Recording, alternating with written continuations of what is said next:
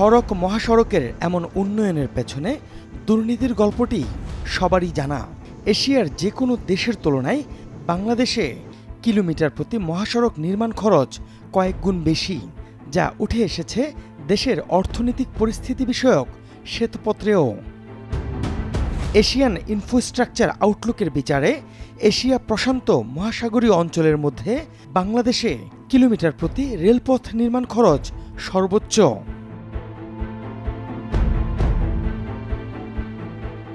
এই পদ্মা সেতু ধরে রেলপথ বানাতে কিলোমিটার প্রতি খরচ করা হয়েছে 200 কোটি টাকার উপরে। মাত্র 175 কিলোমিটার পথ তৈরিতে খরচ হয়েছে 29,000 কোটি টাকা।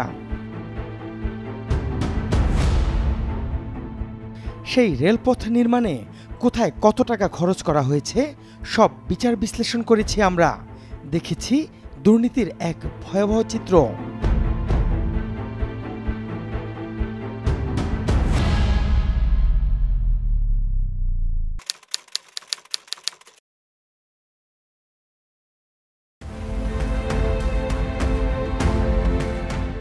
পদ্মার উপর দিয়ে ট্রেনে চেপে বিগত সরকারের এই যাত্রা পুরো জাতিকে নতুন এক স্বপ্ন দেখিয়েছিল। যোগাযোগ ব্যবস্থায় নতুন দিগন্তের এই রেল সড়ক নির্মাণের পেছনে রয়েছে ভিন্ন এক গল্প। 35,000 কোটি টাকার প্রকল্পে শেষ পর্যন্ত খরচ করা হয় 39,000 কোটি টাকারও বেশি। এভাবে বাজেট বাড়ানোর কারণ কি? পদ্মা সেতু রেল প্রকল্পে খরচ বাড়ার মূল কারণ ছিল জমি অধিগ্রহণ। আশ্চর্য হতে হয় এটা দেখে, এই রেলের জন্য জমি অধিগ্রহণ করা হয়েছে বাজার দরের চেয়ে 3 গুণ বেশি দামে। মাদারীপুরের শিবচর উপজেলা পদ্মা সেতু ধরে আসা এই রেলপথ তৈরিতে এখানে জমি অধিগ্রহণ করা হয়, অর্থাৎ মালিকের কাছ থেকে সরকার জমি কিনে নেয় শতাংশ প্রতি 1,20,000 টাকায়। অথচ 8 বছর পরে এসেও সেই জমির দাম অর্ধেকেরও কম। যেটা দাঁড়াই আছি সেটা বাখরকান্দি মুজা, এইখানে তো 1,20,000 টাকা সরকারি বয় ছিল, এখনও এই জায়গার জমি আছে 50,000 টাকা, এর বেশি নাই। অধিগ্রহণ করা জমির দামের সাথে বাজার মূল্যের এমন বিশাল পার্থক্য শুধু এই উপজেলাতেই নয়, পদ্মা রেলপথ যাওয়া সব মৌজাতেই পেয়েছি। প্রশ্ন হচ্ছে, সরকারি রেটে বাজার দরের চেয়ে এত বেশি ধরা হলো কিভাবে? স্থানীয় দলিল লেখক আব্দুল কাদের শিকদার দিলেন সেই ব্যাখ্যাও। এই এলাকায় একটা অ্যাকোয়ার আসে, তখনই একটা স্বার্থন্বেষী মহল তারা নিজেদের মধ্যে কিছু দলিল করে জমিগুলোকে দাম এইভাবে বাড়ায়, এটা তারা বেশি টাকা পাওয়ার জন্য করে। দেখা যায় কি কিছু জমিতে তারা এই টাকাগুলো নিয়ে যায়। শিবচরের সাব রেজিস্ট্রি অফিস থেকে গত 20 বছরের এই এলাকার জমির সরকারি মূল্য কত ছিল সেটি খুঁজে বের করি আমরা। সেই নথিতে পদ্মা সেতু ও রেল প্রকল্পটি নেয়ার আগে পরে জমির দামের আকাশ পাতাল পার্থক্য চোখে পড়ে। পদ্মা সেতু প্রকল্পটি শুরু হওয়ার আগে শিবচরের ডায়েরচর এলাকায় জমির মৌজা মূল্য ছিল 90 লক্ষ টাকা প্রতি একর। কিন্তু অবাক হতে হয়, রেল প্রকল্পটি শুরুর খবরেই এই এলাকার জমি 5 গুণ দাম বেড়ে হয় 4.5 কোটি টাকা। রেলপথ ধরে দাম বাড়ানোর এই প্রক্রিয়া চলেছে প্রশাসনের চোখের সামনেই। বেশিরভাগ ক্ষেত্রে এই জেলা প্রশাসনই কারসাজির সাথে জড়িত ছিল, যেমন এই ডায়ারচর মৌজা। এখন হলো 3.5 লাখ টাকা শতাংশ। আর তারা বিল বানানোর জন্য আরও আগে বিল 5-7-10 বছর আগে তারা বিল বানিয়েছিল 4.5 লাখ টাকা করে, মানে ওইটা বিল তারা বেশি করে নিব, এই জন্য ওখানে তো জমির দাম কম। এই কাজটা কারা করছিল? এই কাজটা আওয়ামী লীগ আলারা, তারা একটা ব্যানার করিয়া তারা এই কাজটা করছে। আওয়ামী লীগ আলারা এমপি, জেলা পরিষদের চেয়ারম্যান, ইউনিয়ন পরিষদের চেয়ারম্যান, এরা একটা সিন্ডিকেট করিয়া বিল টিল করে নিয়ে গেছে। তারা যে ইনকোয়ারিতে আসে তখন এসে দেখছে নতুন ঘর উঠিতেছে, সেই ঘরের বিল তারা অনেক বাড়াই করে নিয়েছে। ডায়ারচরের পাশের এই মৌজায় বসতি থাকার কারণে অনেক আগে থেকেই জমির দাম বেশি ছিল, কিন্তু জমি অধিগ্রহণের সময় ঘটে উল্টো ঘটনা। এই জায়গাটা কিন্তু মানে ডায়ারচর থেকে অনেক উন্নত, কিন্তু তারা প্রাইস ধরছে একদম কম, আর ডায়ারচরের বাস মানে প্রাইস ধরছে 2 থেকে 3 গুণ, তার চেয়েও বেশি। এটার মূল কারণ হচ্ছে ওখানে তারা মানে আওয়ামী লীগের লোকজন ছিল ওরা। এই রহস্যের খোঁজ নিতে গিয়ে জমি অধিগ্রহণ ঘিরে কারসাজির প্রমাণ পেয়ে যাই আমরা। মাদারীপুর জেলা প্রশাসকের কার্যালয়ে অধিগ্রহণের সময় করা একটি তদন্ত রিপোর্ট হাতে আসে। সেই নথিতে দেখা যাচ্ছে জমির অস্বাভাবিক দাম দেখে সে সময় প্রশাসন মূল্য সংগ্রহ কমিটির মাধ্যমে জমির দাম ধরেছিল শতাংশ প্রতি ৮৫,০০০ টাকা। কিন্তু সেটি আমলে না নিয়ে জমির দাম নির্ধারণের জন্য করা হয় আরেকটি কমিটি। সেই কমিটি ৮৫,০০০ টাকার জমির দাম ধরে ১১ লাখ টাকা। শেষ পর্যন্ত ১১ লাখ টাকা দরেই জমি অধিগ্রহণ করে সরকার। এই এক সিদ্ধান্তে শুধু একটি মৌজাতেই জমি অধিগ্রহণে সরকারের ১০ কোটি টাকা বেশি খরচ হয়েছে।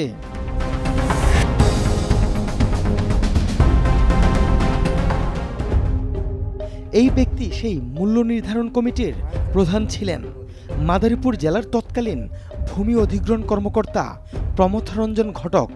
এখন তিনি মুক্তিযুদ্ধ বিষয়ক মন্ত্রণালয়ে কর্মরত। আমরা ওইখানে সরজমিনে গিয়েছি গত সপ্তাহে।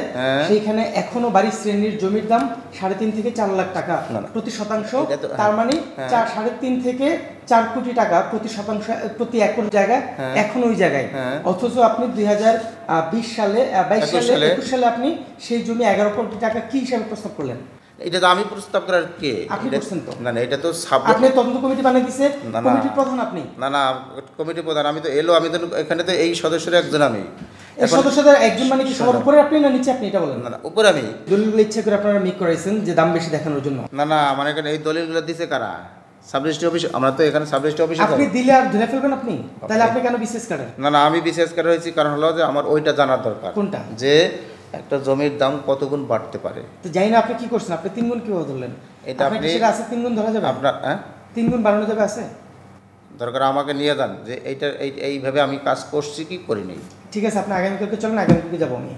আর যদি না যান এর মধ্যে, তাহলে আমি ধরে নিব যে আপনার এখানে সম্পৃক্ততা ছিল। দিয়ে দিন। হ্যাঁ সম্পৃক্ততা আপনি নিউজ করে দিন, কোনো অসুবিধা নেই স্যার। Thank you. ওকে। তবে 2 দিন না যেতেই তিনি আমাদের সাথে যোগাযোগ করেন এবং জানিয়ে দেন আগের মতামতই তার বক্তব্য, অর্থাৎ তিনি আর ঘটনাস্থলে যাননি। মাদারীপুরের তৎকালীন জেলা প্রশাসককেও খুঁজে বের করি আমরা, যিনি অর্থ বিভাগে বদলি হয়ে এসেছেন। তবে তিনি আনুষ্ঠানিক বক্তব্য দিতে রাজি হননি। অথচ বিধি অনুযায়ী সরকার কারো জমি অধিগ্রহণ করলে বাজার দরের 3 গুণ দাম পরিশোধ করার কথা। সেই হিসেবে শিবচর উপজেলার ডায়ারচর মৌজায় রেলপথের জন্য অধিগ্রহণ করা আধা একর জমির জন্য গুনতে হয়েছে 18 কোটি টাকা। অথচ আগের বাজার মূল্য ধরলেও এই খরচ হতো 7.5 কোটি টাকা। অর্থাৎ মাত্র আধা একর জমিতে সরকারের বাড়তি গুনতে হয়েছে 10 কোটি টাকার বেশি। এভাবে এই প্রকল্পে 86 একর জমি অধিগ্রহণ করা হয়েছে। সেগুলো নিতে সরকারকে গুনতে হয়েছে প্রায় 4,500 কোটি টাকা, যা প্রকৃত মূল্যের চেয়ে কয়েক গুণ বেশি। পদ্মা সেতু রেল প্রকল্পে খরচের একটি বড় খাত ছিল অবকাঠামো নির্মাণ। এতে খরচ করা হয়েছে 15,000 কোটি টাকা। দুর্নীতির অভিযোগ রয়েছে এই অবকাঠামো নির্মাণকে ঘিরেও। আর সেই দুর্নীতির পথ তৈরি করা হয়েছে চুক্তি সংশোধন করে।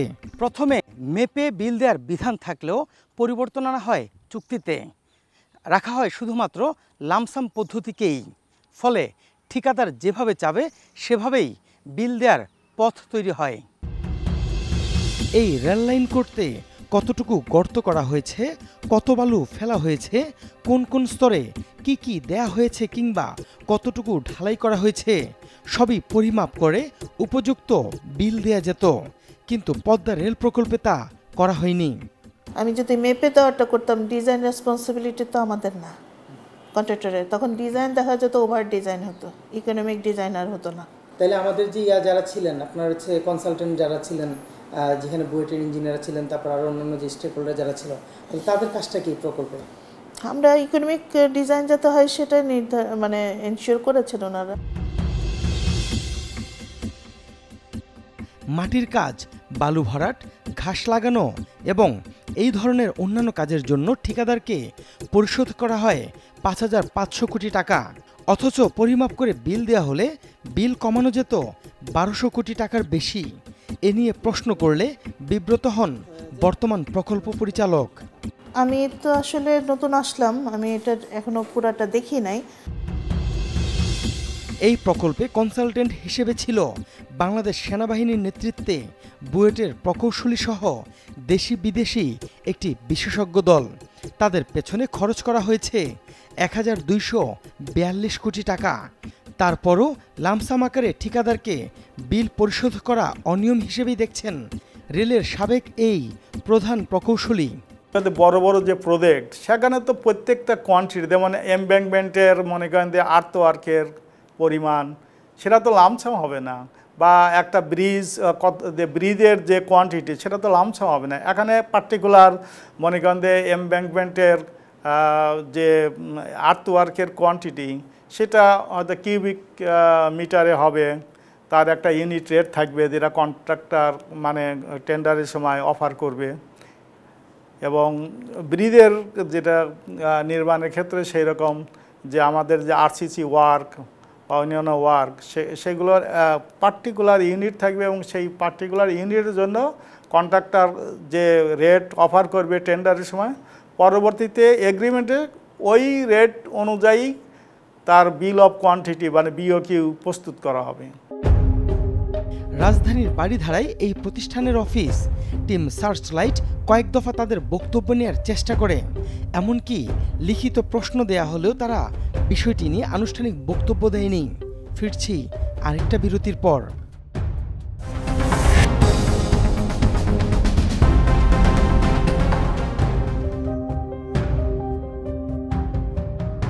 এটি ভাঙ্গা রেল জংশন, দেখেই বুঝতে পারছেন দু হাত ভরে এখানে টাকা খরচ করা হয়েছে।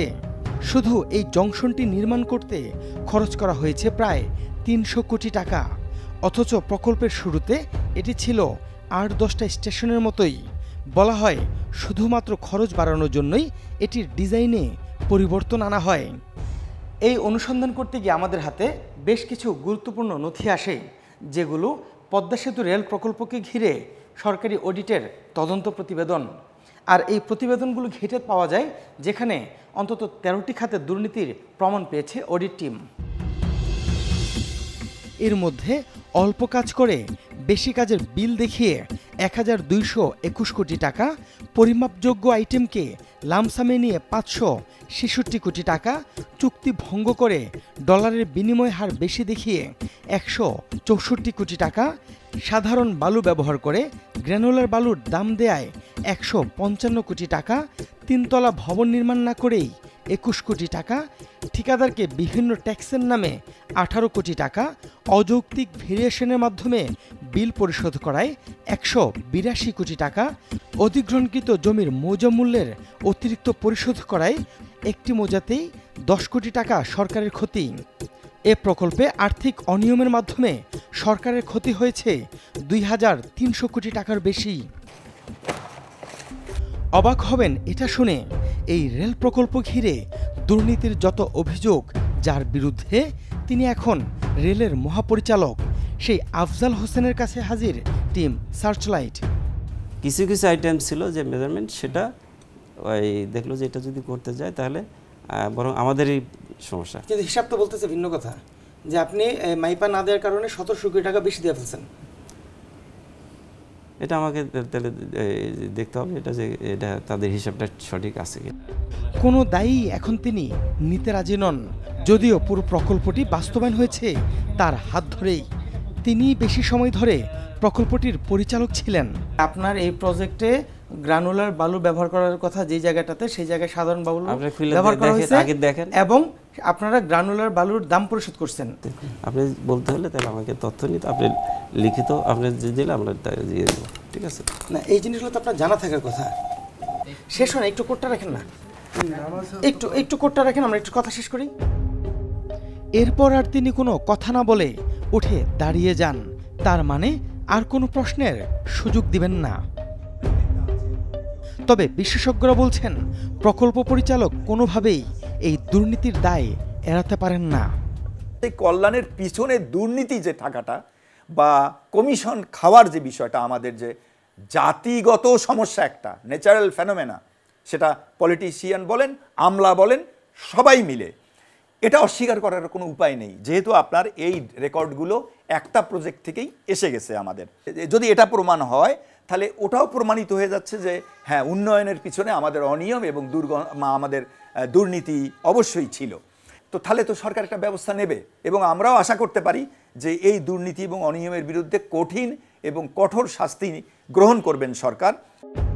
আমরা পদ্মা সেতু রেল প্রকল্পের দুর্নীতি ও ক্ষমতার অপব্যবহারের বিষয়ে কথা বলেছি টিআইবির নির্বাহী পরিচালকের সাথে। জনগণের অর্থের উপর নির্ভর করে উন্নয়ন প্রকল্পের নামে নিজেদের উন্নয়ন হয় শুধু, সেই জিনিসটা কিন্তু মোটামুটি প্রতিষ্ঠিত হয়েছিল কর্তৃত্ববাদী সরকারের সময়, এবং পদ্মা সেতু রেল প্রকল্পে কিন্তু এই জিনিসটা পরিষ্কারভাবে উঠে এসেছে।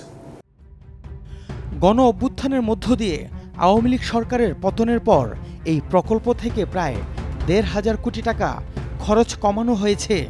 হয়তো পট পরিবর্তন না হলে এই টাকাও কোনো না কোনো খাত দেখিয়ে লুটপাট হতে পারত। তবে এই প্রকল্পের অনিয়ম নিয়ে এরই মধ্যে অনুসন্ধান শুরু করেছে দুদক। দর্শক, সুনির্দিষ্ট কোনো তথ্য, পরামর্শ কিংবা অভিযোগ থাকলে যোগাযোগ করতে পারেন স্ক্রিনে দেখানো নাম্বারে, জানাতে পারেন সামাজিক যোগাযোগ মাধ্যমেও। আপনার দেয়া তথ্যে সমাজের রন্ধ্রে রন্ধ্রে ঘাপটি মেরে থাকা জমাট অন্ধকারে আলো ফেলবে টিম সার্চলাইট। অনুসন্ধানের আলো হাতে দেখা হবে অন্ধকার পথে।